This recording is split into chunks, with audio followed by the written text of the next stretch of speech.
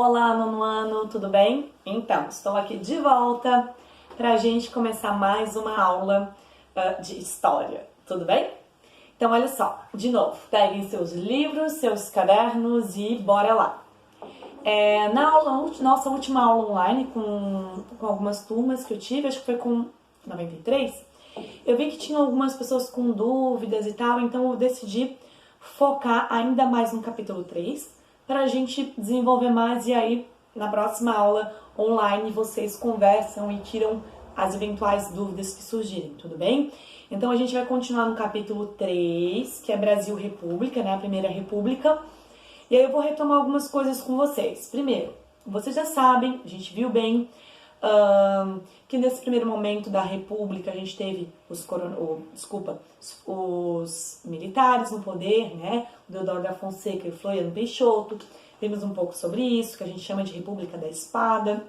Vimos que foi criada uma Constituição. Até aí tem um vídeo anterior que vocês podem, qualquer dúvida, estarem dando uma olhada de novo, né? Tá certo?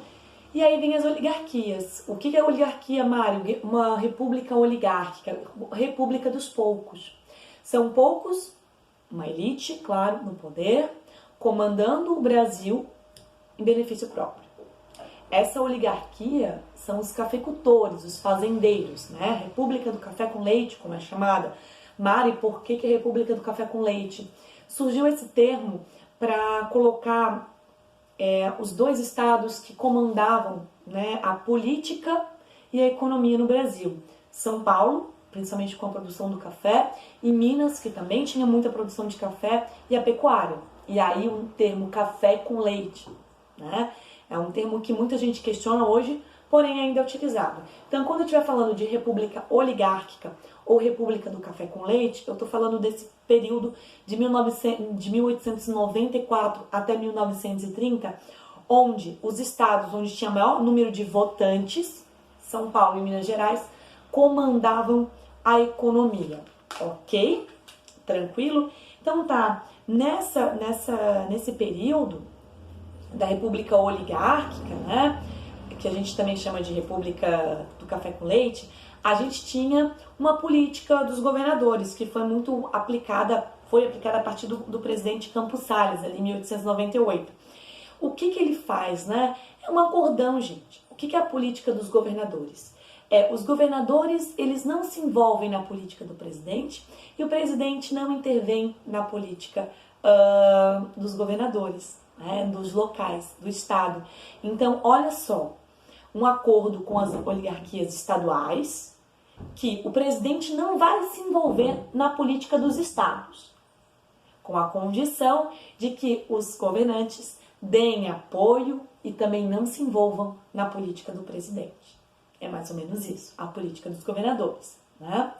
Dentro da economia, vocês sabem, né, o que predomina, o que comanda, além de terem outros produtos, é o café. O café é o produto mais exportado do Brasil, mais desejado pelo mundo inteiro. E a gente meio que a economia fica muito dependente do café. Mas temos também a borracha, temos o cacau. Porém, o que predomina, né, o que comanda muito a nossa economia é o café. Não se esqueçam disso, tá?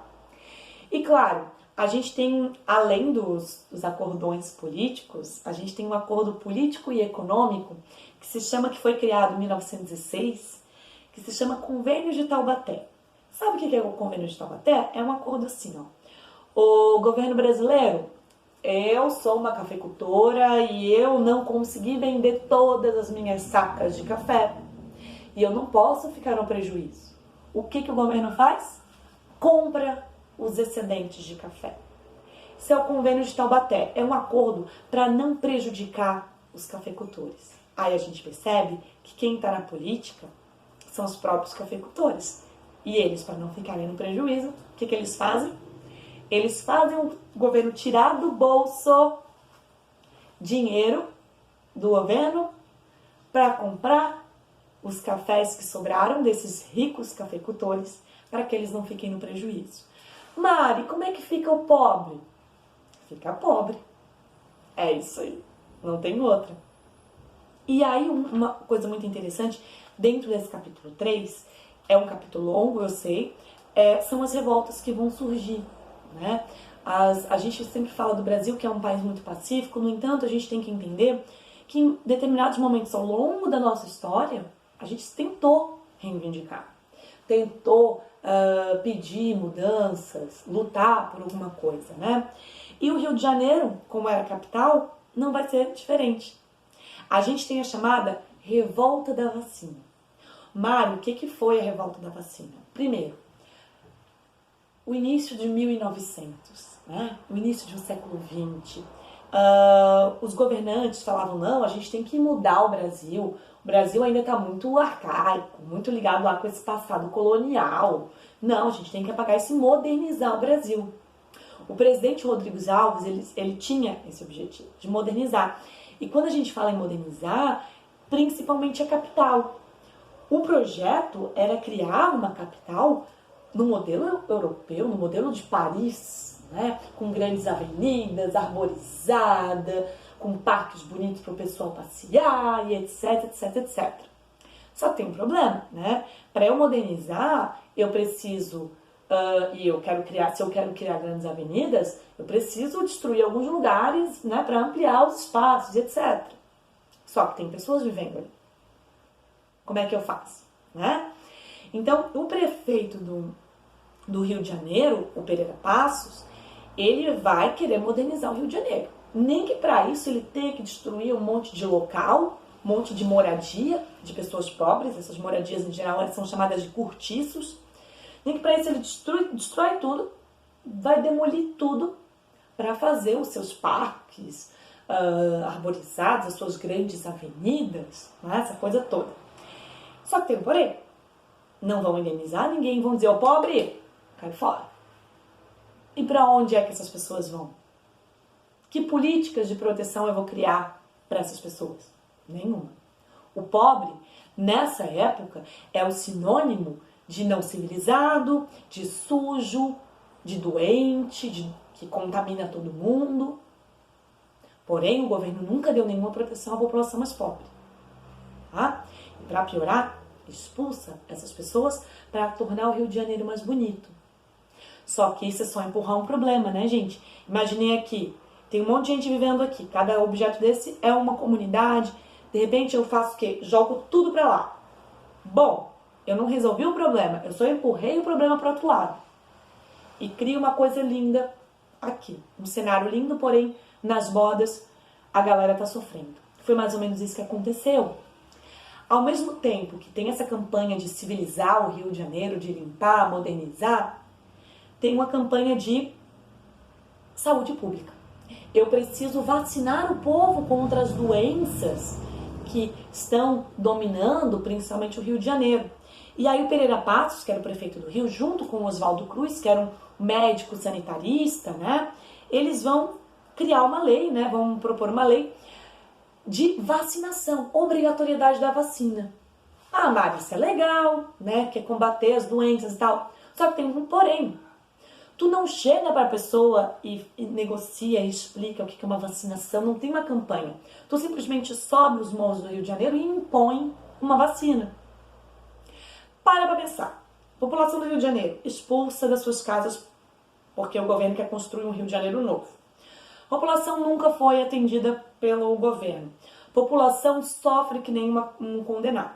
Do nada vem um povo estranho com uma vacina, que era uma pistola horrorosa, vem vacinar para proteger a gente de doença? Que isso? Acho que não, acho que o governo não quer matar a gente. E aí o povo vai se revoltar. O povo se revolta contra essa atitude. Vai para as ruas do Rio de Janeiro, põe fogo por dias, tenta assustar, né?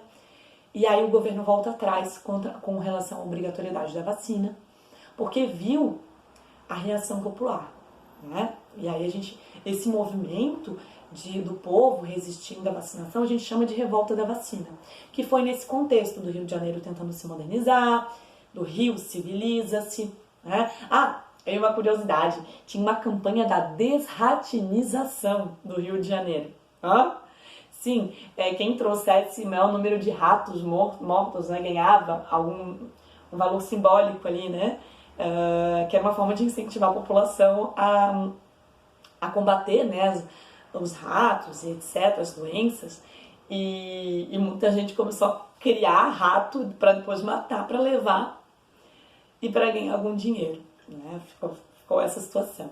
Além da revolta da vacina, a gente também tem a revolta da chibata, que foi em 1910, também no Rio de Janeiro, que foram os marinheiros se rebelando, porque os marinheiros negros, eles sofriam punições, castigos corporais, chibata. E isso lembra muito o período da escravidão. E aí o João Cândido, considerado, né, o apelidado como Almirante Negro, ele vai liderar e tomar os navios e começar a reivindicar, tá? Reivindicar. No final das contas, a princípio, essa revolta, ela é contida, inclusive, o João Cândido, ele é preso, né? Inclusive, ele tem um tempo que ele fica no manicômio, tudo. Não vai haver um acordo inicialmente. Em 26 de novembro, os revoltosos, eles vão se entregar, né, se render. Porém, a gente vai ter, em 1911, um ano depois, a suspensão dos castigos corporais para as pessoas negras na Marinha.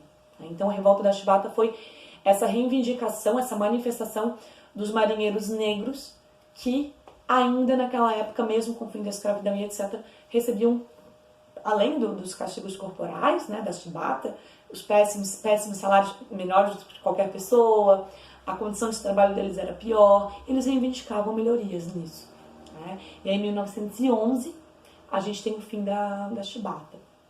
Outras duas revoltas, e aí elas são mais ligadas ao campo, e são muito parecidas, vai ser no Nordeste brasileiro, a revolta de Canudos, e aqui na região de Santa Catarina, Contestado. Elas têm características em comum, como um líder meio religioso, meio messiânico, na ideia de salvação, né? Então lá em Canudos, no sertão baiano, vai surgir um cara apelidado, né, um beato, de Antônio Conselheiro. E ele, né, nesse início de Brasil República, de desigualdade, de miséria, de exploração dos coronéis, ele começa a falar para o povo, né? Ele começa a acalmar aquele povo que nunca teve nenhum apoio do governo e que era muito explorado pelos coronéis locais. E esse povo começa a escutar o Antônio Conselheiro, começa a concordar. O Antônio Conselheiro falava, olha, Deus vai salvar a gente. E o povo começa a acompanhar ele. Além disso, ele criticava a República, né? Porque, olha, a República ela não está trazendo nada para o povo e etc. E o povo foi acompanhando ele. Até que eles instalaram uma comunidade na Bahia, no interior da Bahia, né? Chamada Arraial de Canudos.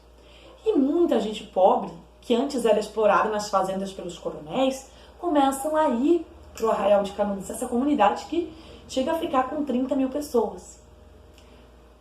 Os coronéis, os governantes locais, o governo federal começam a se preocupar. E aí começam a reagir. Serão várias tentativas, gente, várias tentativas para a destruição do Arraial de Canudos. Inclusive virou piada porque o governo não conseguia combater, né, a população e etc. Até que em 1897, o governo federal vai armado até os dentes na região de Canudos e destrói tudo e todas as pessoas, independente se era criança, idoso, mulher, homem, não, eles limparam aquilo ali. No entanto, apesar da destruição do Arraial de Canudos, dessa comunidade, que era uma comunidade muito coletiva, dentro dessa comunidade eles se ajudavam e tal, apesar da destruição, ela representa a resistência da população, a resistência a essa exploração, ao descaso do governo, representa tudo isso. E, como eu falei, muito parecido, aconteceu uma revolta aqui um pouquinho mais tarde, 1912 ela começa, na região de entre Santa Catarina e o que é Paraná, né, o que seria Paraná. Essa região que era em função da disputa territorial, do que é Santa Catarina, o que é Paraná, essa região era apelidada de Contestado. E nessa região, muito parecido com o que aconteceu no Nordeste brasileiro, uma galera muito pobre, muito explorada pelos coronéis. Para piorar a situação, houve a construção de uma ferrovia que ligaria São Paulo ao Rio Grande do Sul. E essa ferrovia ela passaria pela região do Contestado. nessa região existiam pessoas vivendo ali, tá? Porém, o governo federal doou a terra para a empresa que ia construir a ferrovia. Ignorou a galera pobre. Imagine, elas foram expulsas das suas casas. E aí, nesse meio tempo, surge o José Maria, um monge. Ele não é uma figura ligada à Igreja Católica, ele não é um integrante da Igreja Católica, ele é um andarilho que começa a falar, começa a discutir, dizer, olha, povo, Deus vai vir aqui, vai nos salvar. E ele cria uma comunidade na região de Taquaraçu. E o povo, imagina, a mesma situação, nunca foi escutado pelo governo, nunca teve proteção do governo, além disso estava passando por uma miséria. Começa a escutar esse cara, José Maria, e começa a segui-lo. Eles não concordavam, né? O monge, ele não concordava também com essa ideia de república.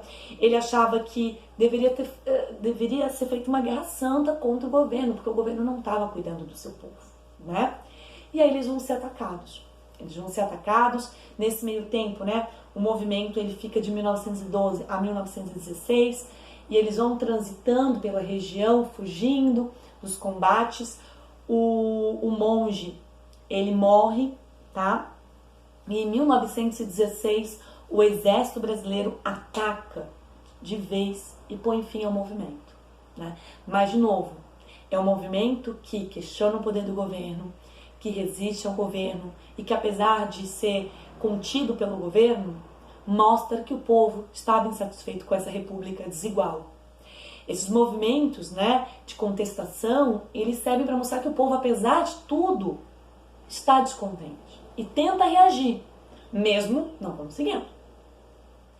E também temos manifestações, e aí está muito ligado ao que já estudamos sobre Revolução Russa, manifestações trabalhistas. Por quê, Mário? O mundo estava mudando e o Brasil também. O Brasil passa, ali no início do século XX, a investir em indústrias. Quando eu tenho indústrias, eu tenho trabalhadores. Quando eu tenho trabalhadores, eu tenho questionamentos sobre, nossa, mas a gente trabalha tanto e ganha pouco? Isso não é justo. Nossa, o patrão ganha mais e a gente fica trabalhando 16 horas por dia? E vão surgir aí os grupos de operários e as lutas por melhorias no trabalho, tá? Por direitos.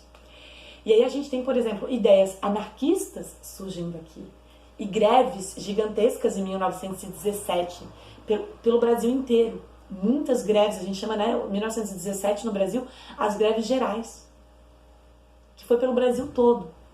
E, por exemplo, e muito influenciado pelo que estava acontecendo lá no outro lado, lá na Rússia, a atual União Soviética, a gente vai ter em 1922 o surgimento do Partido Comunista no Brasil, inspirado nos moldes que estavam acontecendo lá na antiga Rússia, a atual União Soviética, o PCB.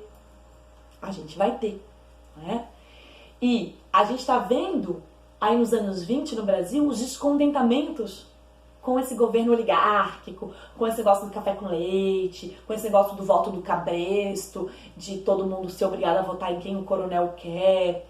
E os próprios tenentes, por exemplo, nos anos 20, ali a galera do exército mais baixo, os grupos militares começam a questionar e falar, não, a gente tem que mudar isso. É o chamado tenentismo, né? Que inclusive tomam o Forte de Copacabana, né? O famoso 18 do Forte, para tentar combater essas oligarquias, para tentar mudar esse Brasil, para criar o voto secreto. A gente vai ter isso. E uma figura se destaca, Luiz Carlos Prestes, que a gente vai falar muito nos próximos capítulos, que é uma figura que questiona esse tipo de governo oligárquico e que faz a chamada coluna Prestes, que é um grupo, um movimento que vai adentrando o Brasil para angariar pessoas para tentar mudar esse governo, para combater esse governo, para incentivar o povo a lutar contra o governo oligárquico. Essa coluna, ela vai de 25 a 27 e ela cresce, porém, aos pouquinhos ela vai enfraquecendo também.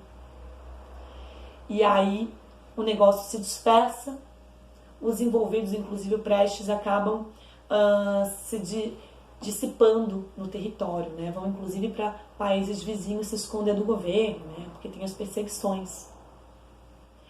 Bom, eu falei um monte de coisa política e econômica, mas também tem arte, que é o movimento modernista. O Brasil vai ter em 22 a Semana de Arte Moderna, que também está mostrando de alguma forma um novo olhar para esse Brasil, novas formas de ver o Brasil, não só nos moldes europeu, mas construir uma identidade brasileira, construir uma arte, entre aspas, brasileira, né? Então, eles estão inspirados muito nesse cotidiano do Brasil, nas indústrias brasileiras. Eles estão vendo um novo Brasil para ser construído. E para isso, eles olham a própria realidade brasileira, vão olhar a indústria. São Paulo vai ser o polo disso, da Semana de Arte Moderna. E apesar de a gente falar Semana de Arte Moderna, não é só uma semana, né? Na verdade, a semana ali é para expor para o mundo o que eles estavam pensando de arte para o Brasil.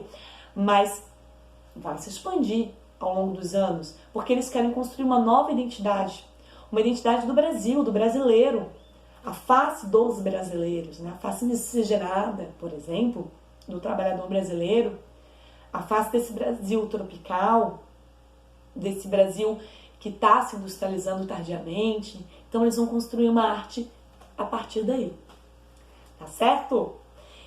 E aí a gente fecha o capítulo 3, né? Bem assim. Próxima aula online a gente tira mais dúvidas com relação a isso. A gente tem alguns exercícios que com algumas turmas eu já estou corrigindo, outras não terminamos ainda. Mas basicamente, gente, o que a gente tem que entender desse Brasil República? Nós estamos nos construindo enquanto uma república muito frágil, cheio de, entre aspas, defeitos, né? De desafios, mas ao mesmo tempo a gente tem um povo reagindo a isso. Um povo que nos anos 20 começa a questionar, começa a dizer: eu não quero o voto aberto, eu não quero só Rio e São Paulo e Minas, desculpa, no poder. Eu quero mais autonomia para o povo, eu quero que o povo possa votar secretamente, eu quero que o povo construa uma identidade, eu quero que o governo dê atenção ao povo e não só privilégios para os fazendeiros. E lembrando que a gente vai nos próximos capítulos estudar, né? Lembrando, o Brasil vai ser afetado em 1929 por uma crise mundial, que é o capítulo 4. E isso também, de alguma maneira, vai impactar nos processos de mudança que a gente vai passar, tá? Esses processos nós vamos ver mais pra frente, tá? A gente vai ver ali o que vai acontecer em 1930 no Brasil, que loucura que vai ter ali. Vargas vai entrar, e a gente vai falar de muito Vargas. Tá bom? Então eu fecho por aqui, agradeço a todos vocês, espero que eu tenha sido boa na explicação, e bora lá, né? Um beijo no 9º ano, e depois eu passo pra vocês também a paródia da música sobre o Brasil República. Da música, paródia, né? Ótimo. Fechou? Muito obrigada. Até a próxima, povo. Fui-me!